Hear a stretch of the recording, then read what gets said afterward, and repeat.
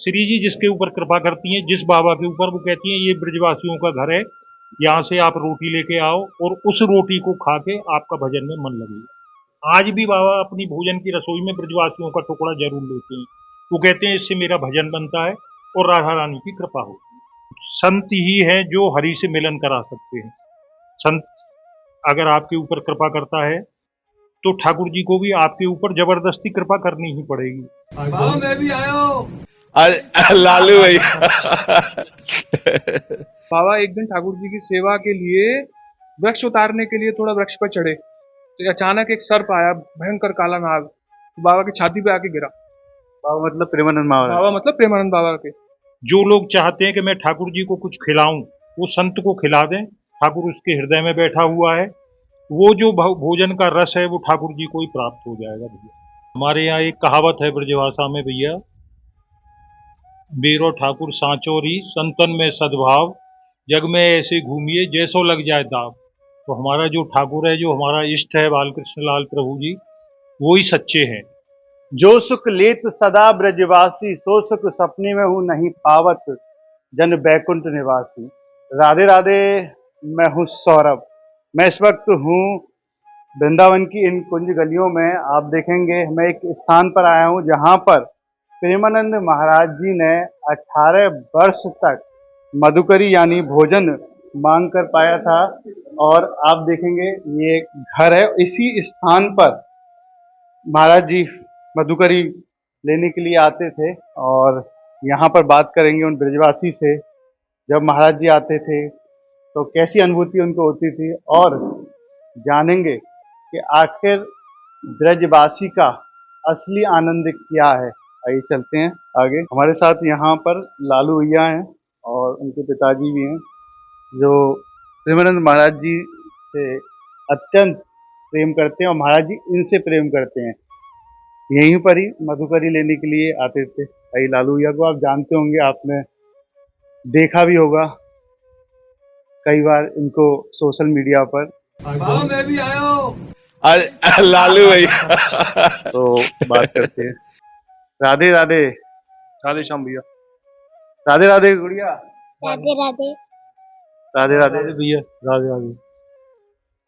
आप बताइए ब्रजवासी का असली प्रेम क्या है? ब्रजवासी का असली प्रेम ठाकुर जी से और संतों से है।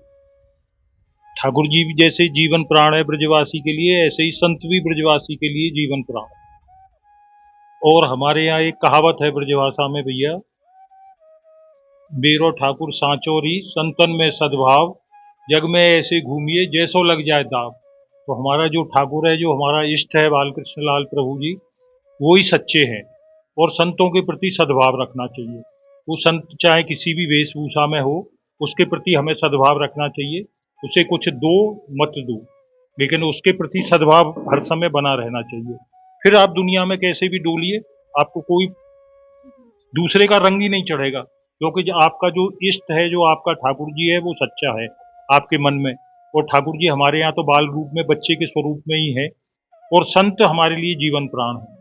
जैसे किसी गर्भवती महिला के पेट में बच्चा है और आप उस बच्चे को कुछ खिलाना चाहें तो उसकी माँ को खिला दीजिए, उसका जो अंश है, जो रस है, वो उस बच्चे गर्भस्थ शिशु को मिल जाएगा।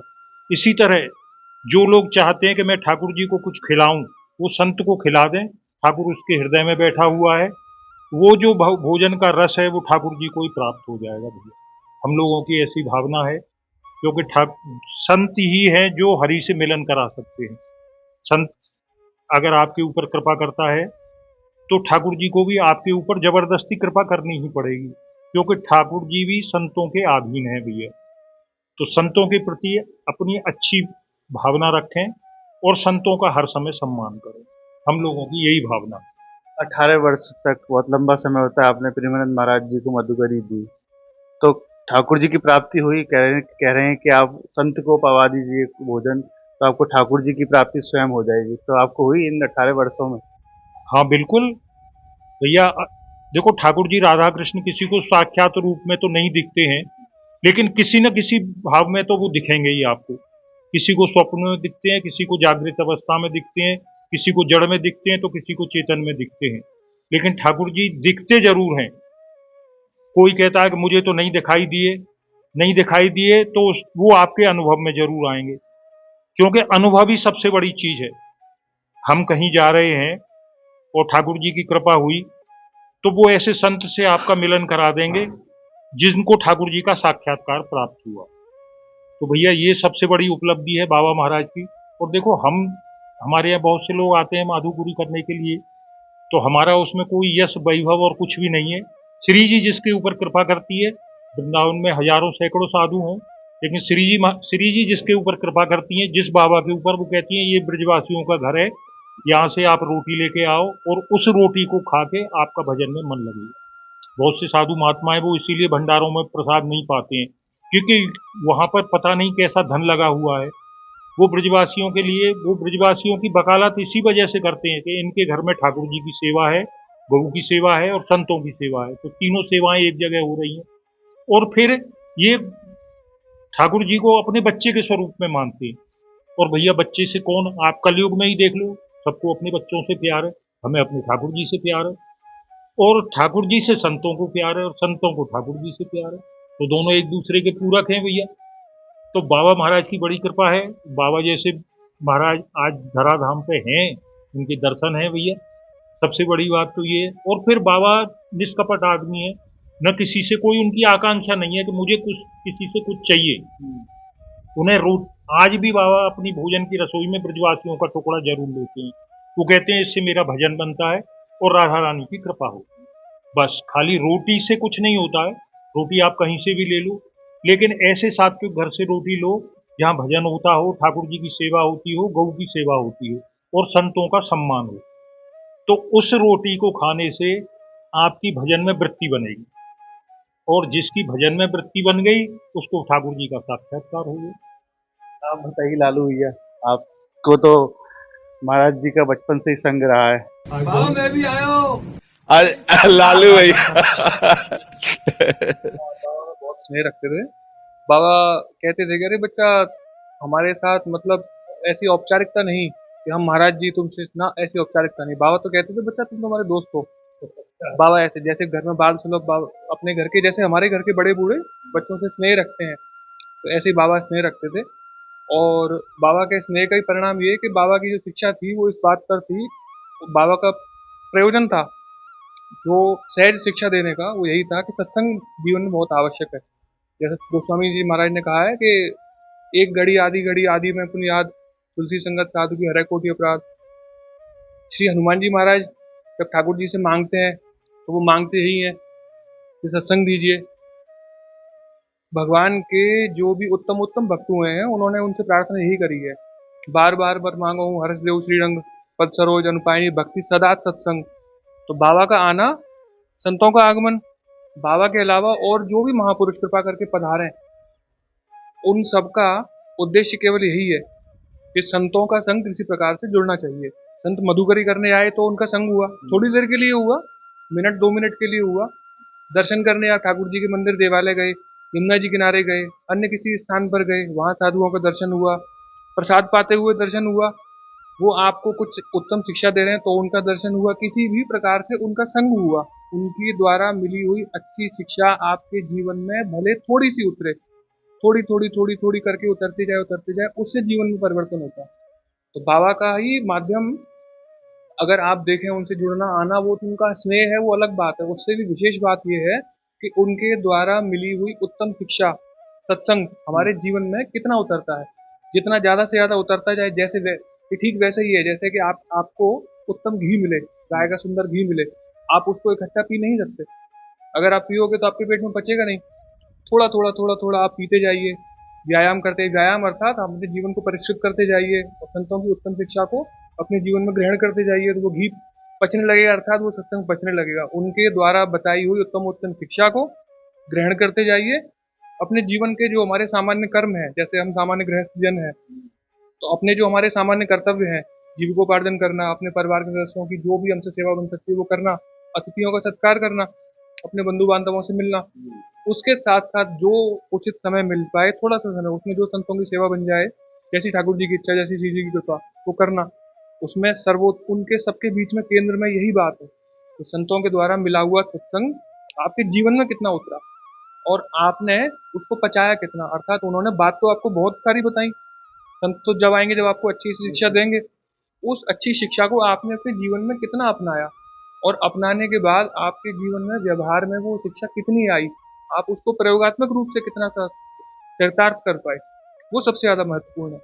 वो केवल मेरे या आपके लिए ही नहीं, वो सबके लिए ही है। संत जहां भी जाते हैं उनकी उनका स्वभाव है दया करना, कृपा करना। जैसे वृक्ष जहां भी रहेगा वो छाया ही देगा, फल ही देगा, फूल देगा, सुगंध देगा।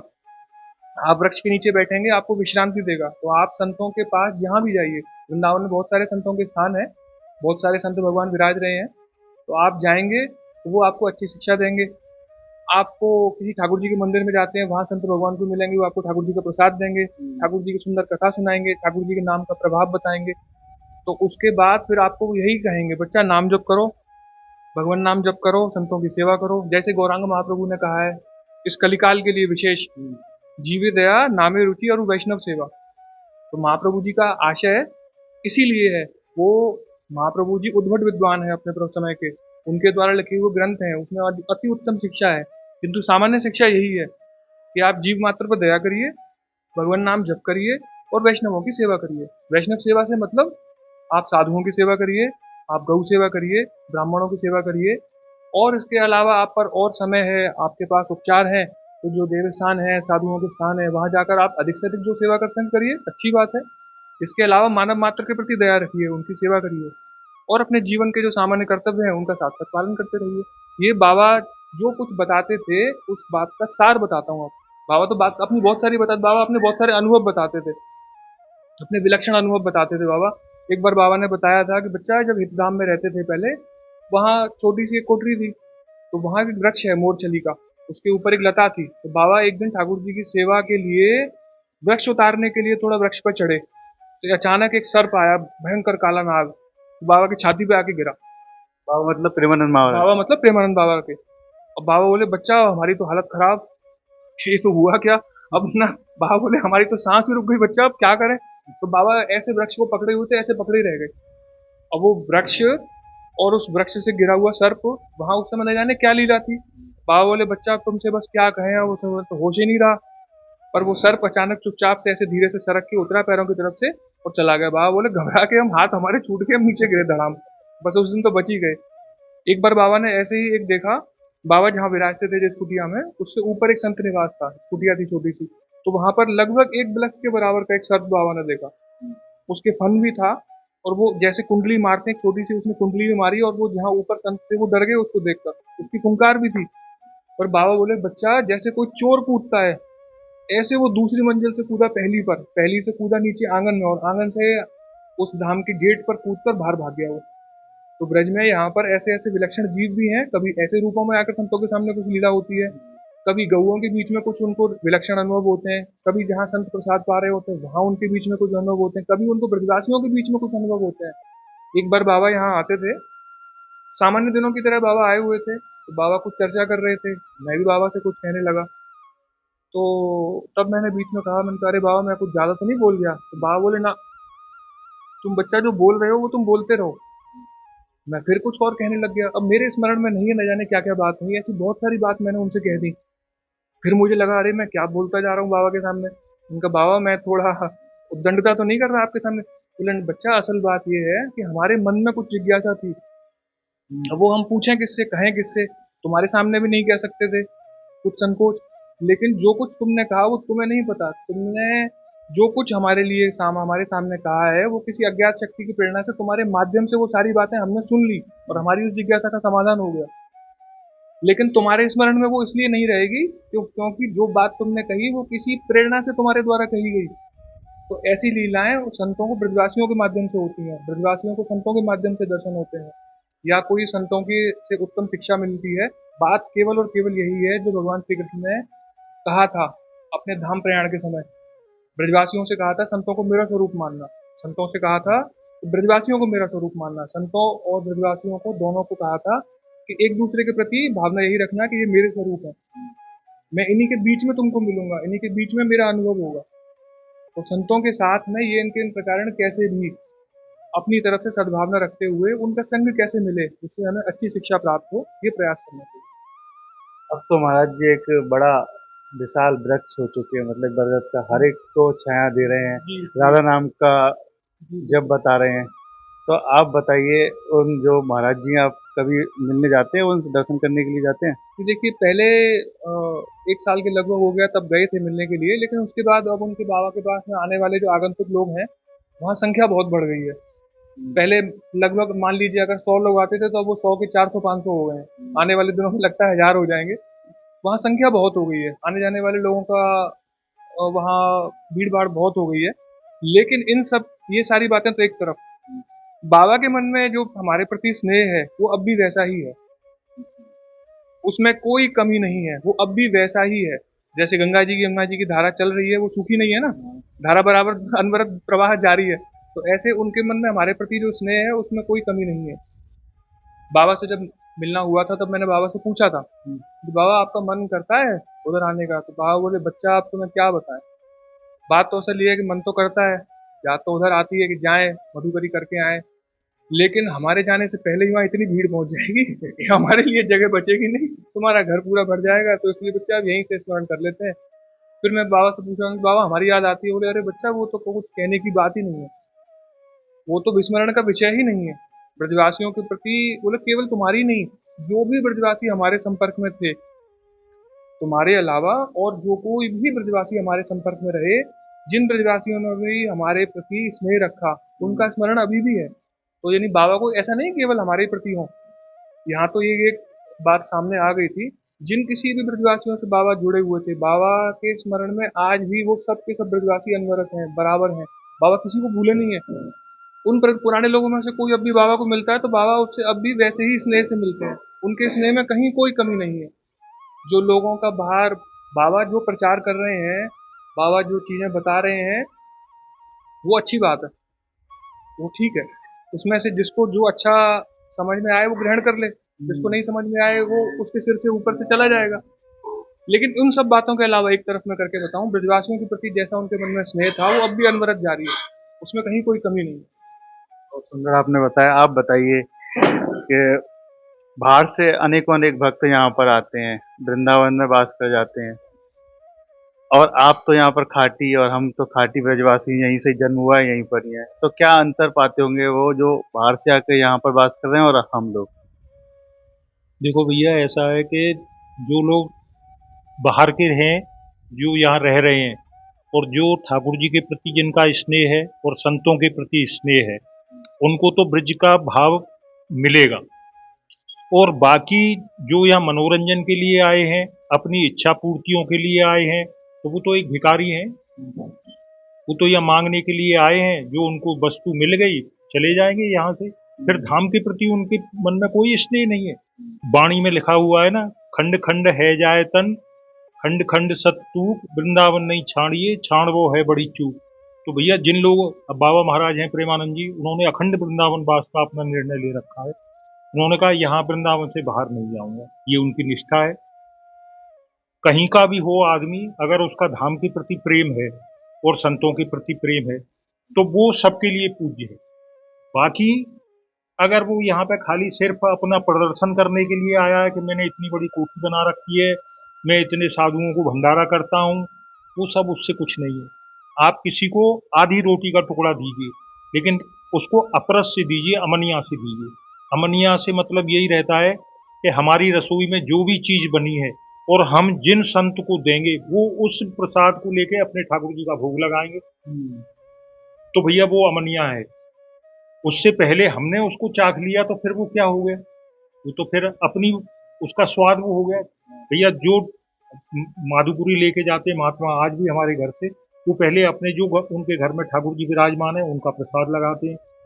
इसीलिए हम लोग अपनी रसोई में सबसे बड़ा इसी बात का, अपरस का विचार रखते हैं, कोई बच्चा उसको नहीं छुए, किसी की दृष्टि नहीं पड़े उस पर, क्योंकि दृष्टि पड़ने से हम, आप और हम सभी कहते हैं ना, रोटी और बेटी ढक के रखनी चाहिए, तो किसी दूसरे की उस पर नजर नहीं पड़े, तभी तो वो अमनिया है।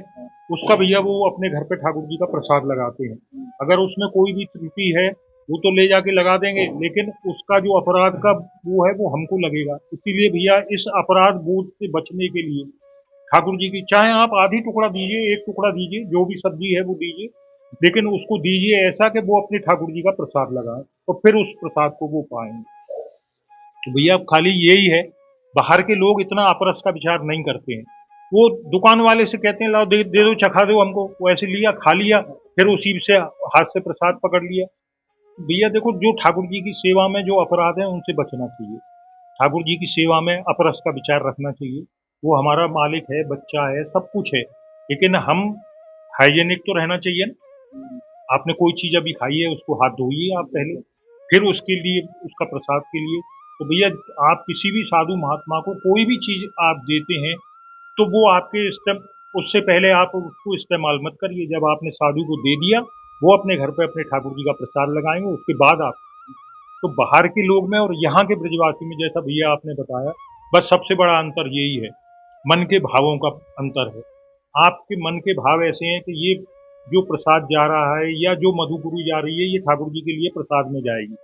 दूसरे लोग ये सोचते हैं कि हम अब इसको पुण्य करके दे रहे हैं, ये बाबा जी ले जाए। बस सबसे बड़े मन, दे वो भी रहा है, दे हम भी रहे हैं।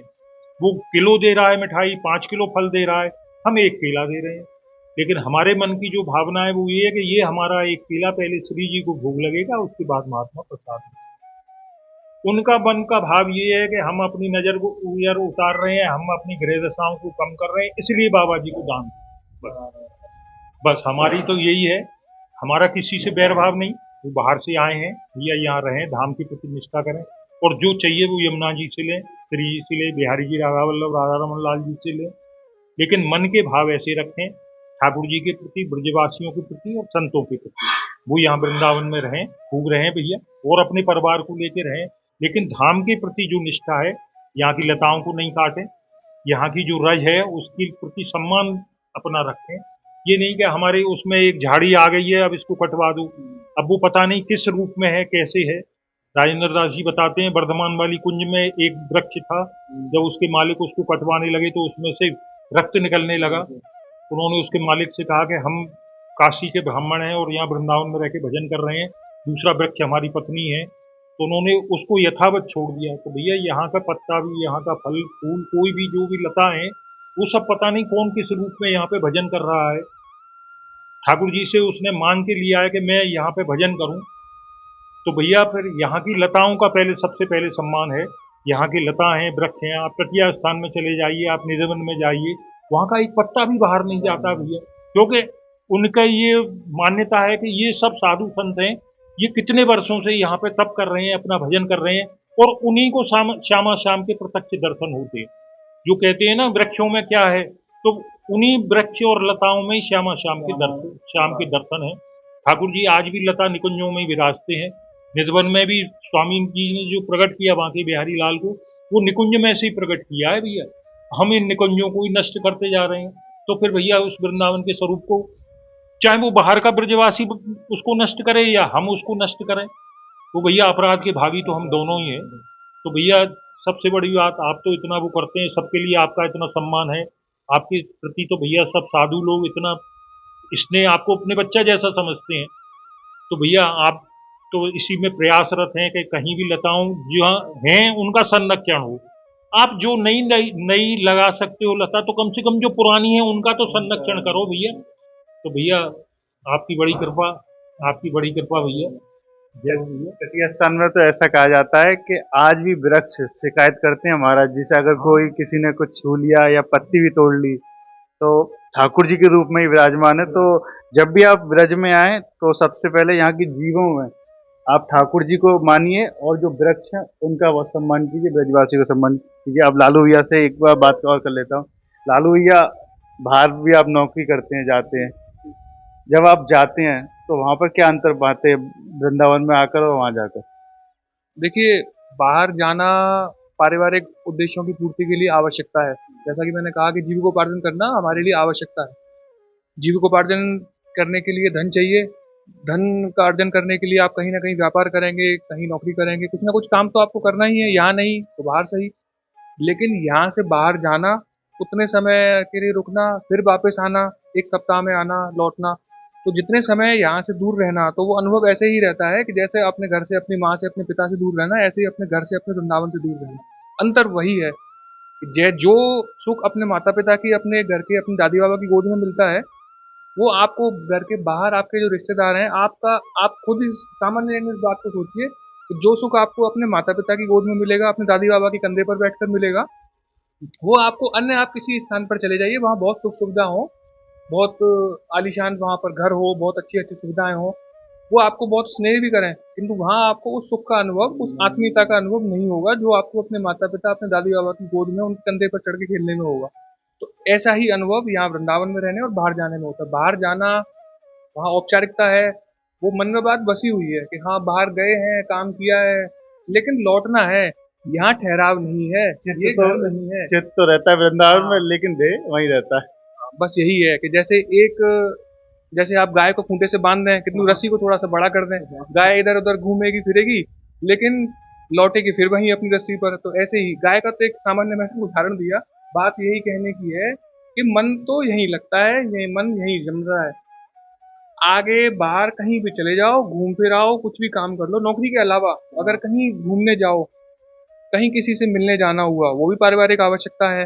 कहीं किसी देव दर्शन के लिए भी जाओ, सभी स्थान आदरणीय है, पूजनीय है, सभी जगह और स्थानपति जहाँ जहाँ देवता विराजमान है, सबके प्रति प्रणाम है, आदर है। अच्छे अच्छे सुंदर सुंदर स्थान है, चमत्कारिक स्थान भी हैं, सबके लिए आदरणीय है, किंतु लौट फिर के आना तो अपने श्री राम वृंदावन ही है। घूम फिर कर चाहे कहीं चले जाओ, लौट के तो आना वृंदावन ही है, चैन वृंदावन नहीं पड़ेगा। ये बात इसलिए है, देखिए हम ब्रजवासी बने, ब्राह्मण घर में जन्म मिला, संतों का सानिध्य मिला, उसमें अपना कुछ विशेष बात नहीं है, ये हमारे पुरुषार्थ का काम नहीं है। जो कुछ भी मिला है वो सब देने वाले ठाकुर जी श्री जी ही हैं। हमको, आपको, आप भी, हम भी, दोनों ही एक ही स्थान का हमारा जन्म, दोनों ही ब्राह्मण परिवार में जन्मे, दोनों को ही संतों को सानिध्य मिला, तो इसमें अपना कोई पुरुषार्थ नहीं है, वो सब श्री जी की कृपा ही है ना। तो हम और आप दोनों ही उस कृपा से पोषित हैं बचपन से। जन्म हुआ तो सुना सबसे पहले, कान में सबसे पहले आवाज क्या पड़ी कि हम, अरे लाला, अरे भैया सुन। फिर जब धीरे धीरे बच्चों को होश आता है तो क्या आता है कि हम कहाँ हैं, हम श्री राम वृंदावन में हैं। हम कहाँ हैं, अपने बड़ों के बीच में हैं। हम कहाँ जा रहे हैं, हम बिहारी जी, राधा वल्लभ जी, राधा रमन जी दर्शन करने जा रहे हैं। ये सब ठाकुर जी कहाँ हैं, वृंदावन में है। ये ठाकुर जी कहाँ है, यमुना जी के पास हैं। यमुना जी कहाँ है, श्री राम वृंदावन में है। तो श्री राम वृंदावन, श्री राम वृंदावन की रज, श्री ठाकुर जी, श्री लाल जी, प्रिया जी, सब संतों के स्थान, सब संतों के दर्शन, तो ये कहाँ है, सब वृंदावन में है। तो हम लोग उसी वातावरण में, हमारा जन्म हुआ है, तो बचपन से हम आप उसी वातावरण में पोषित हैं। तो वो चीज तो लगभग आप ये मानिए कि हमारे डीएनए में चली गई है, तो वो तो हमसे कभी दूर हो ही नहीं सकती। और हम उससे अगर कहीं दूर जाएंगे तो हमें चैन पड़ेगा नहीं। सुबह उठते ही है तो चलो जमुना जी स्नान करने चल रहे हैं, हो तो ना बचपन में होता। हाँ, बिल्कुल बिल्कुल होता था, यमुना जी जाना और अन्य जगह दर्शन जाना। अब देखिए, अब नौकरी पर जाना होता है, सोमवार को गए, शनिवार को लौटे या शुक्रवार को लौटे, तो उतने समय तक वहां रहना, लेकिन मन में तृप्ति का अनुभव तभी होता है जब वापस अपने घर आ जाते हैं।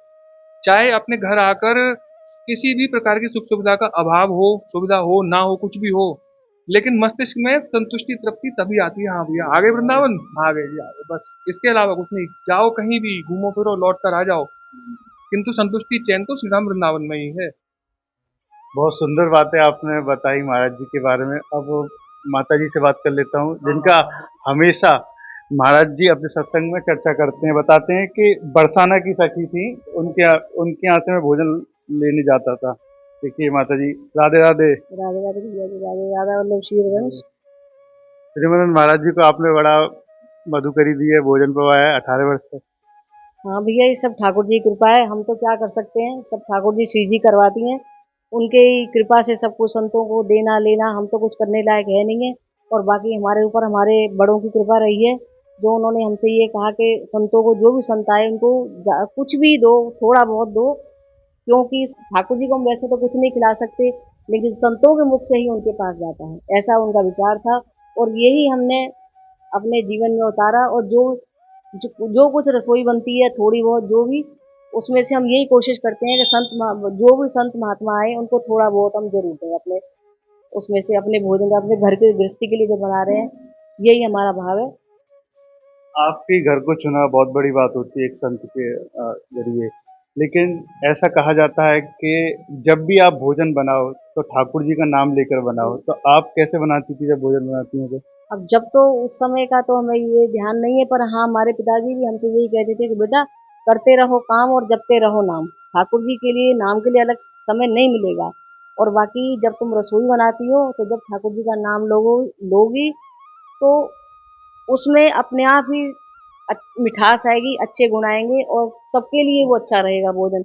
इसलिए हम जब भी अपने बनाते हैं तो मन में ज्यादा तो नहीं, ठाकुर जी का नाम लेते लेते बनाते हैं। और अब भी आज भी हम यही नियम उनका फॉलो करते हैं कि ठाकुर जी का अपने अलग से समय तो नहीं मिल पाएगा, लेकिन अपने काम करते रहो, जपते रहो और ठाकुर जी का खाना बनाओ, भोजन करो, करवाओ, करो जो भी कुछ करो, ठाकुर जी का नाम लेते रहो और रसोई में। अब भी जाती है कभी मधुकरी नहीं महाराज जी के लिए? जी हाँ, जब भी अभी उनका कभी कभी वो किसी के हाथ खबर भी भेज देते हैं, कभी किसी के माध्यम से फोन करवा देते हैं, और कभी इसके हमारे लालू के पिताजी जाते हैं वहाँ किसी के साथ, तो उनके हाथ खबर भेज देते हैं, भाई अरे भाई कभी सखी को तो भिजवाओ, बरसाने वाली को तो लाओ।